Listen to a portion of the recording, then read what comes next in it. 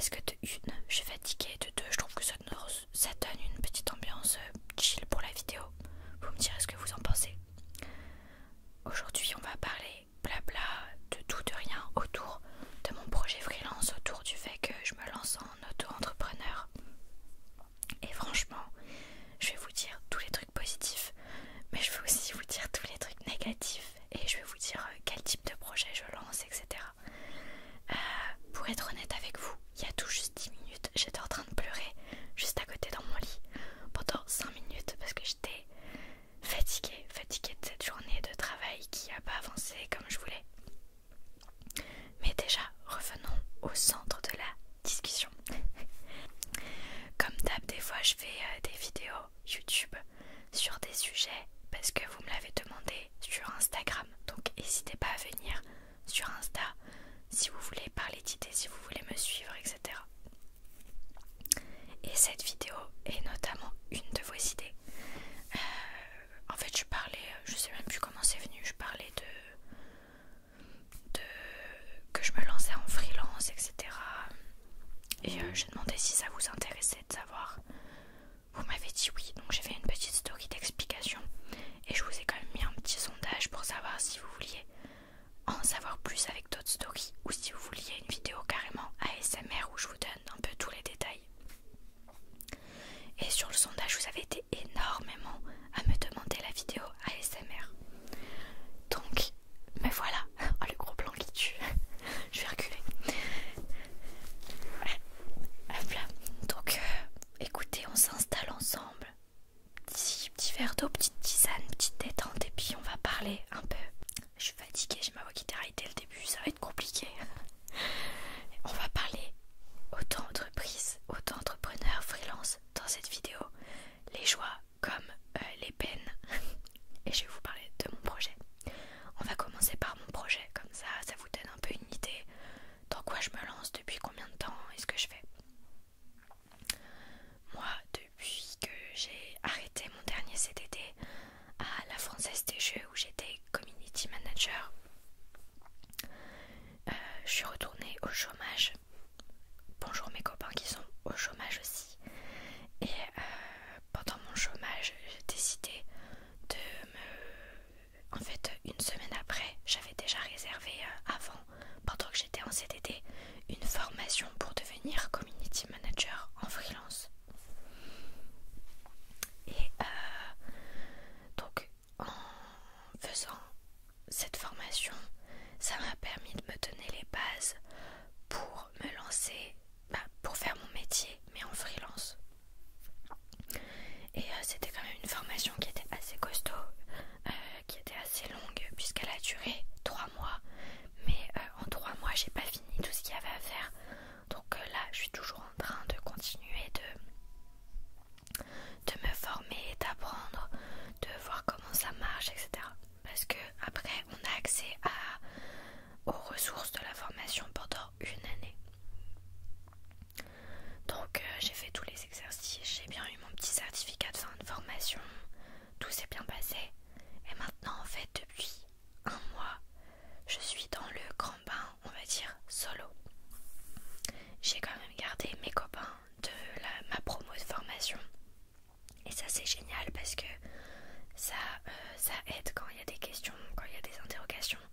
Et puis ça aide surtout de ne pas se sentir seul dedans parce que quand on est auto-entrepreneur, déjà en fait on est seul tout le temps.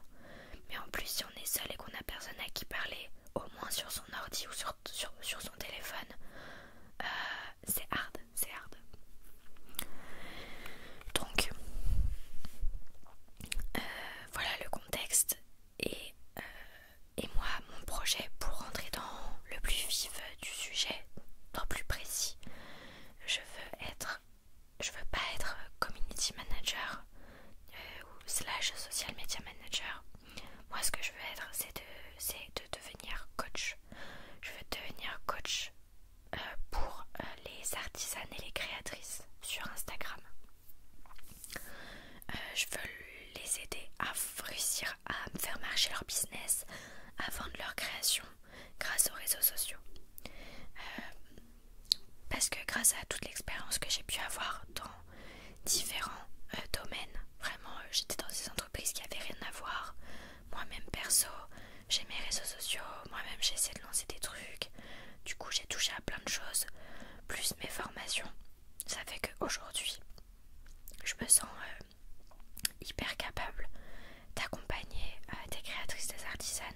c'était à vendre leur business.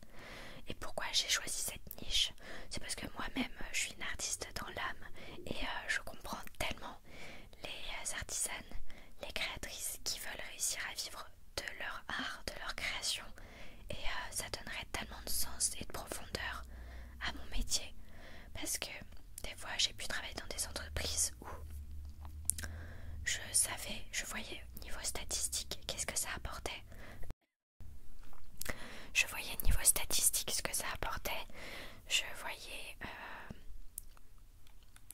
les abonnés, je voyais les commentaires, je voyais ce que ça ramenait en termes de trafic sur le site internet, en boutique. Mais c'était pas des entreprises où en fait je partageais comment dire, pas les mêmes valeurs, parce qu'il y a des entreprises j'ai beaucoup aimé leurs valeurs, etc. C'est pas une question de valeur, mais c'est plus que je m'y retrouvais pas forcément. Alors que les artisanes, les créatrices, j'aime toucher à tout ce qui est dans l'art. Je me documente tout le temps, j'adore les écouter. Moi j'adore, je suis passionnée par tout ce monde-là, cet univers, et ça depuis tellement longtemps que ça donne tellement de sens de gérer la communication pour ces personnes-là.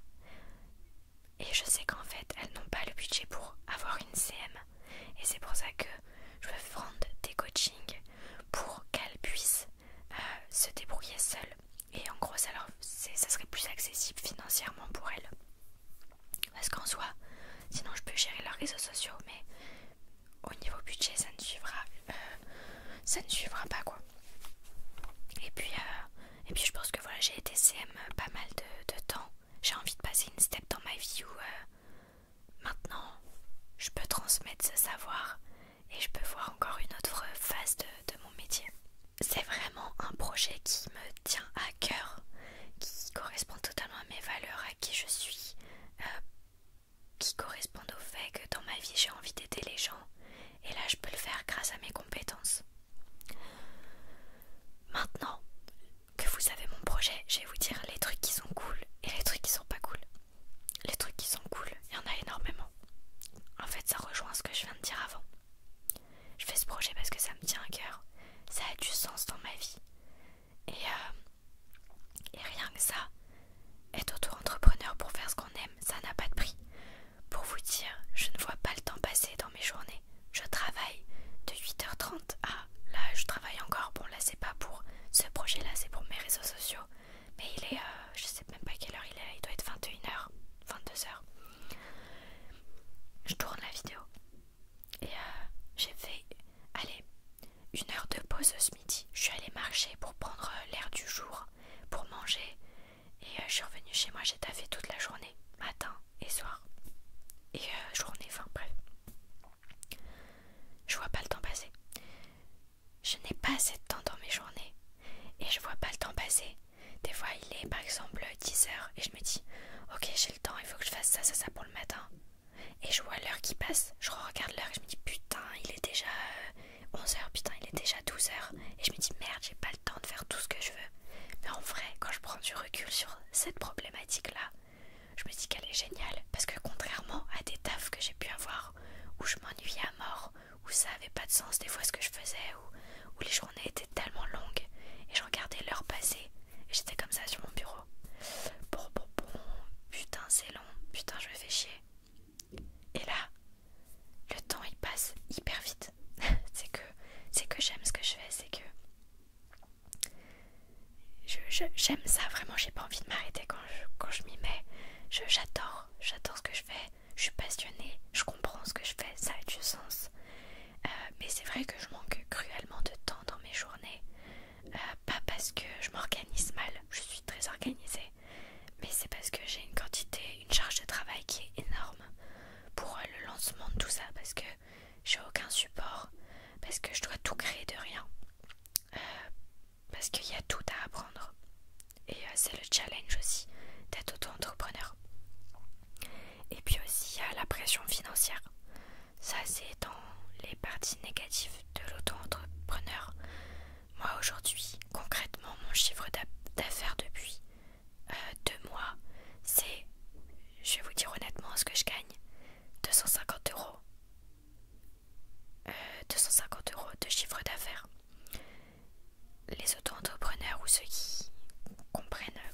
fonctionne.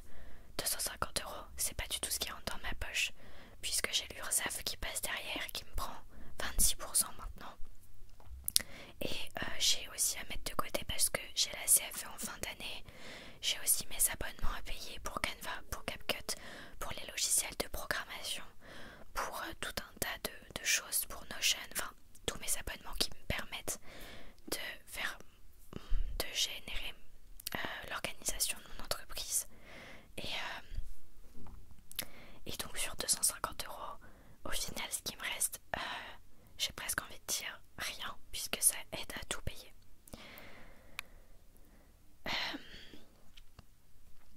Aujourd'hui voilà, je gagne 250 euros parce que je gère une école de danse. Je leur crée leur ligne édito du mois, je leur donne les directives de ce qui a à tourner et je leur crée leurs publications et je les programme. Et je leur donne aussi des conseils, j'ai revu leur stratégie, etc. etc. Mais voilà, c'est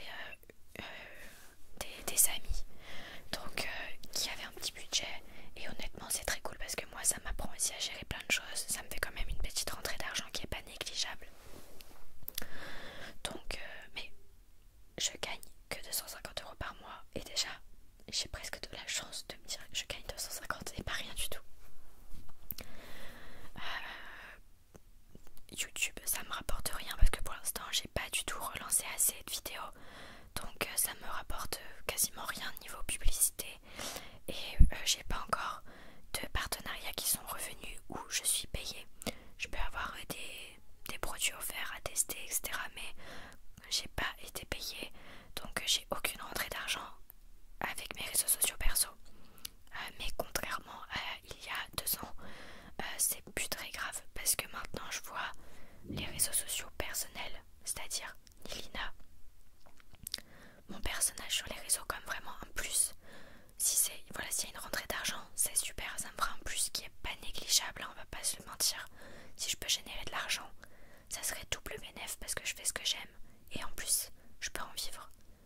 Mais ma pression financière aujourd'hui, elle se trouve pas au niveau de mes réseaux sociaux, elle se trouve au niveau de mon projet freelance de devenir coach Insta pour les artisanes et créatrices. Aujourd'hui, j'ai beaucoup de positifs autour de ce projet. Je suis très heureuse de le mettre en place. Mais le plus dur, c'est de ne pas lâcher, c'est de rester motivé. Et si jamais n'importe quel projet que vous êtes en train de lancer, une entreprise ou que vous voulez devenir freelance dans n'importe quel domaine, d'ailleurs si jamais vous voulez que je sois coach pour vous aider à trouver des clients ou avoir des rendez-vous, n'hésitez pas à me contacter. Je fais ma pub au passage, mais je me spécialise dans les artisanes et créatrices parce que c'est ce que j'aime faire, mais je sais entre guillemets tout gérer. Du moment que c'est un projet qui m'intéresse. Bref, parenthèse fermée. Le truc c'est que je sais plus ce que je voulais dire. Voilà, j'ai voulu faire ma pub comme une gogole alors que c'était pas utile en plus. Je voulais pas du tout faire ça. Excusez-moi de la fatigue. Oui, je voulais dire, c'est ça. Je reviens à mes idées. Je ferme les yeux 2 secondes, le temps de me concentrer. Si vous êtes freelance, que vous voulez vous en lancer en étant auto-entrepreneur, créer votre entreprise, etc., ne vous fiez pas aux gens qui réussissent. Alors, vous allez comprendre pourquoi je dis ça juste après. Vous pouvez regarder les gens qui réussissent pour vous motiver, pour vous inspirer, pour prendre ce qui marche et l'adapter à votre concept. Mais au niveau mentalité, on vous dit pas à quel point c'est dur et à quel point il faut être endurant pour que ça marche. Aujourd'hui, se lancer en tant qu'auto-entrepreneur ou lancer son entreprise, c'est pas une question de réussir en 1 mois, de réussir en 2 mois. C'est un projet qui est cardio. Si vous voulez réussir, c'est un mindset, c'est avoir un mental qui est fort. Il faut tenir sur la durée. C'est comme en fait un défi personnel de chaque jour, de pas lâcher, chaque mois de pas lâcher, même s'il n'y a pas d'argent, même si vous voyez pas les résultats, même si on se fout de votre gueule, même si on comprend pas ce que vous faites. En fait, il n'y a que vous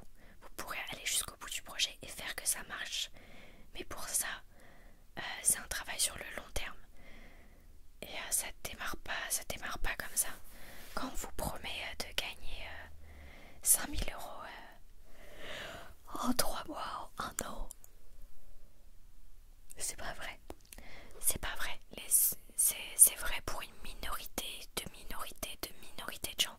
C'est super rare de réussir comme ça. Et,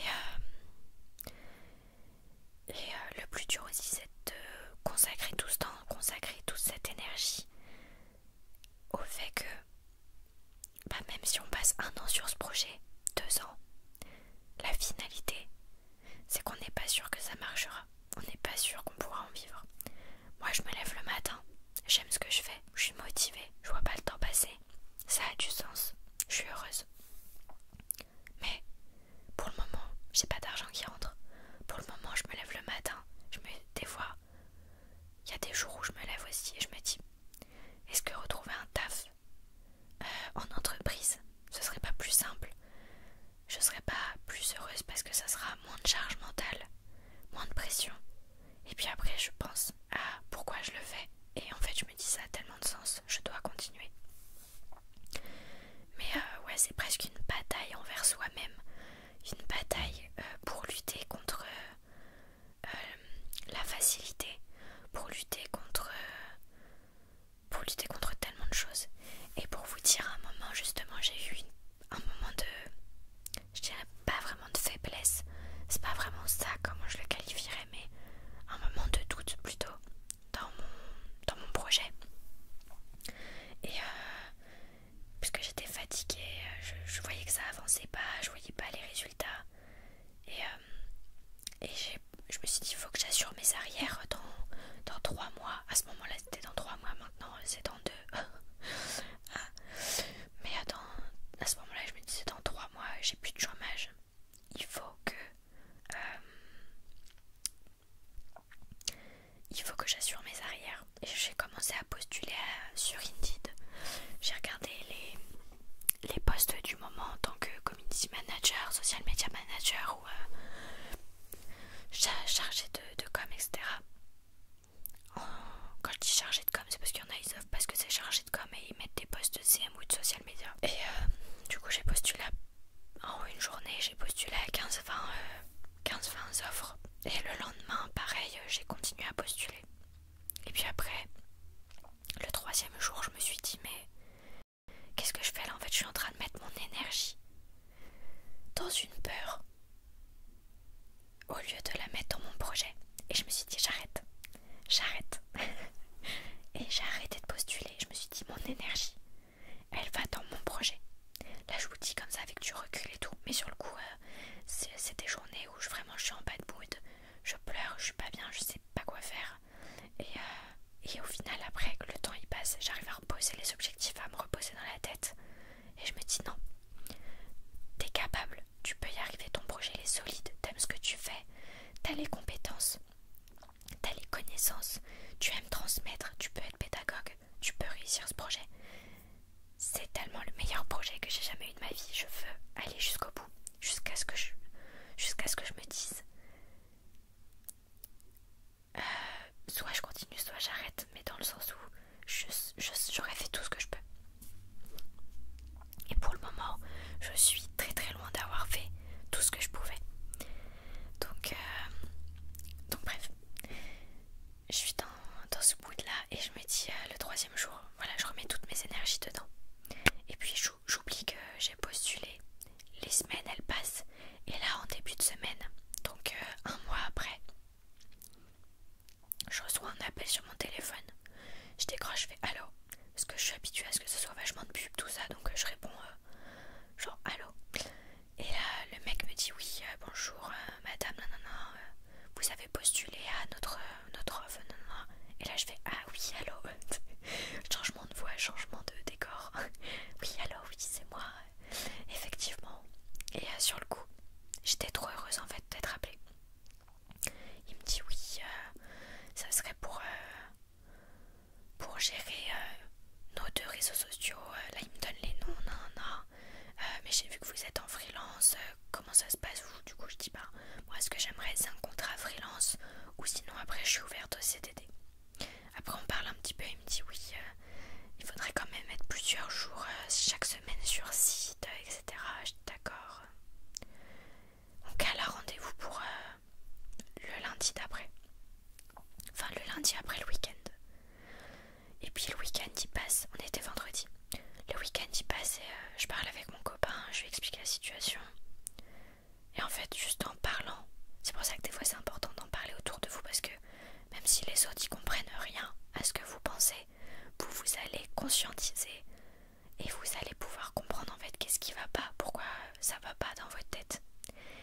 j'ai compris que j'avais calé le rendez-vous, mais en fait j'avais pas envie d'être dans cette boîte parce que c'était super loin quoi. Je me rembarquais dans un truc où ça allait me dériver de mon projet principal. Parce qu'en gros là où j'habite, c'est à plus d'une heure du lieu où je devais me rendre plusieurs fois par semaine. Et en plus, mon copain il m'a dit ah non mais en plus là où c'est, tu vas rentrer tard le soir. Honnêtement, c'est pas super comme quartier. Et en fait c'est Sarcelles. C'est un poste à Sarcelles. Et en fait on regarde sur la carte et il y a une partie de Sarcelles qui est pas trop mal fréquentée, on va dire, qui est plus tranquille. Et il y a une autre partie de Sarcelles où ça craint que tu sois, même si t'es un mec, ça craint. Donc pour une meuf, ça double craint. Et c'était dans cette partie là. Et je me suis dit mais en fait pourquoi je vais là-bas? Et la réponse était parce qu'en fait j'ai peur de pas avoir d'argent, j'ai peur de pas assurer pour mon autre projet derrière qui est de déménager au Japon, etc. Il me faut les économies, il me faut nanana. Mais en vrai en vrai en prenant du recul je me dis là dans l'immédiat je peux refuser cette offre et je peux encore miser sur mon projet, j'ai encore le choix.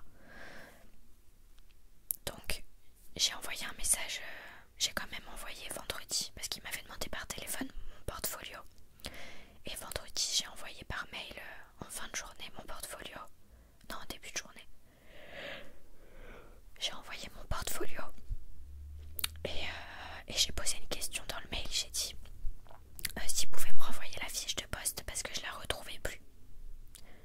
Le lundi matin je vois qu'il m'a toujours pas répondu au mail, plus la réflexion que je m'étais faite où j'étais pas sûre, en fait j'avais un mauvais feeling, j'avais une mauvaise intuition d'aller vers ce chemin là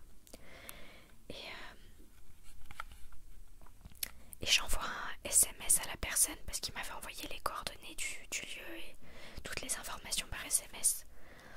Et je lui envoie un SMS pour dire après réflexion je souhaitais pas me présenter, je sais plus comment je l'ai formulé mais poliment, que voilà je souhaitais pas me présenter, etc. Et que je leur souhaitais une bonne continuation et que je les remerciais pour l'appel.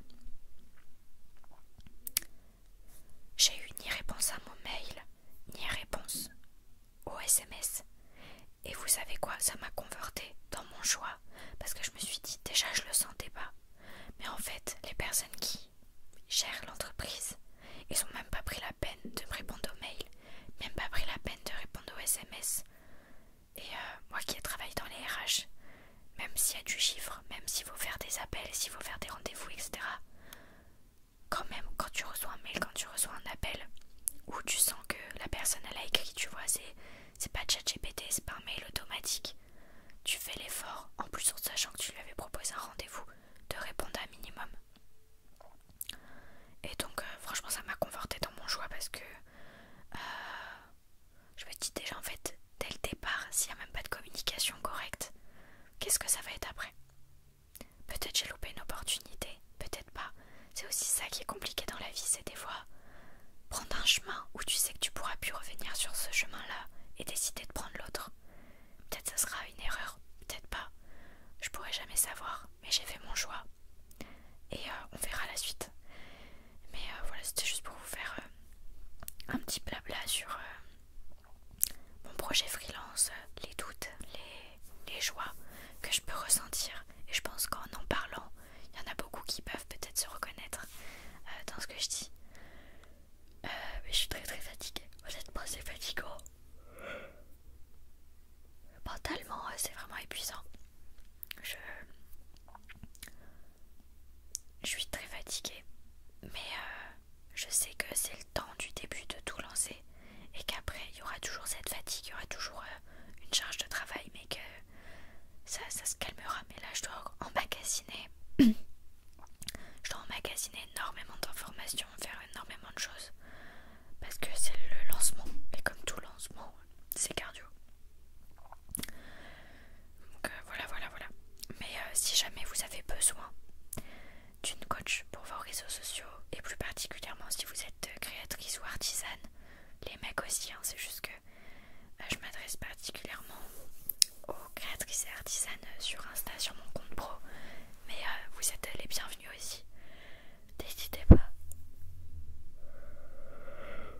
n'hésitez pas à me contacter et à venir voir ce que je fais, etc. Pour l'instant, mon compte pro, franchement, je le gère super mal.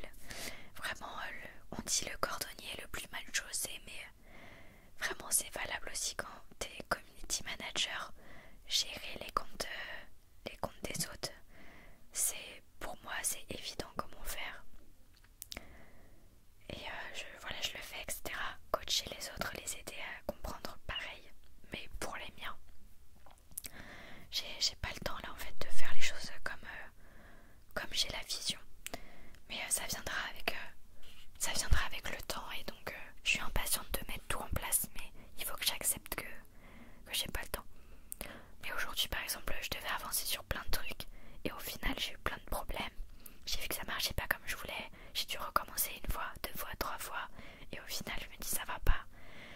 Donc à la place d'avoir fait mes 2 objectifs de la journée, j'ai pu en réaliser que 1,5 on va dire, et la suite je vais refaire demain mieux.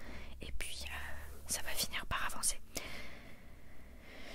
Mais voilà, franchement ça m'a fait du bien et je suis étonnée de pas avoir pleuré dans la vidéo parce que je me suis dit mais juste avant j'étais en train de chialer. Et en fait mon objectif de ce soir c'était de tourner une vidéo ASMR sur ce sujet. Je me suis dit mais je vais chialer toute la vidéo, je vais pas réussir. Et comme quoi, en fait ça m'a fait grand bien. Mais je vous ai déjà dit, hein, mes vidéos ASMR, ça vous aide, ça vous fait du bien pour des sujets, pour des conseils, pour vous relaxer, pour dormir. Mais moi ça me fait du bien aussi, parce que j'ai une communauté en or et ça me fait trop du bien de vous savoir. Mais en plus je me fais mon psy comme ça. Je me fais ma petite séance où je discute, où je pose ce qui va pas dans ma vie. J'adore. Bref, mes chats, moi il faut que j'aille continuer mon travail. Et là mon travail c'est de tourner une deuxième vidéo ASMR juste après. Et ça va être sur... Mince, j'ai oublié le sujet. Et ben ça sera surprise pour la semaine prochaine. Mais j'ai une deuxième vidéo qui arrive.